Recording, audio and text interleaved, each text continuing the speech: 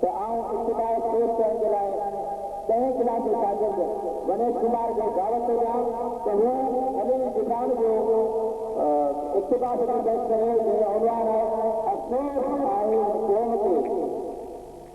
तारीख़ गुज़र में गणेश कुमार किसी भी मोहतरम उस्ताद कराम ऐं मुंहिंजा प्यारा शागिर्द साथियो अस्सलाम वालेकुम।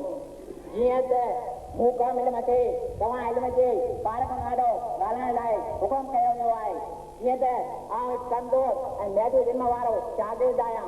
जीअं उन करे पंहिंजी ख़ुशकिस्मती सम्झंदे ख़लील इब्राहिम जो अफ़सोस हिन क़ौम ते जो इक़्तिबास पेश करां थो। अफ़सोस आहे उन क़ौम ते जेका वेम ऐं विसोसे सां भरियल आहे पर नज़रे खां ख़ाली आहे। अफ़सोस आहे उन क़ौम ते जेका दारियुनि जा तहर कपिड़ा त पाए थी पर पंहिंजे सखावत खे विसारे थी छॾे, जेका दारियुनि जे मोकिलियल अनाज जी पानी पाए थी पर पंहिंजो अनाज पोखे नथी सघे। अफ़सोस आहे उन क़ौम ते जेका जाबर खे हीरो ऐं ज़ालिम खे तकी थी सम्झे।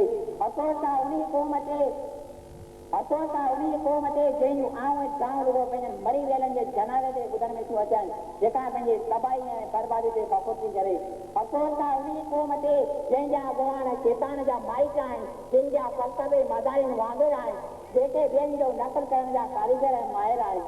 अफ़सोस आहे उन क़ौम ते जंहिंजा मुदबिर गुंगा बोड़ा आहिनि, जंहिंजा नौजवान अञा पिंजनि मां पेर रखण लाइ तयारु न आहिनि। अफ़सोस आहे उन क़ौम ते जेका टुकड़ा थी पई आहे, जंहिंजो हर हिकु छोकिरो पंहिंजो पाण खे मुकमल थो सम्झे। महिरबानी।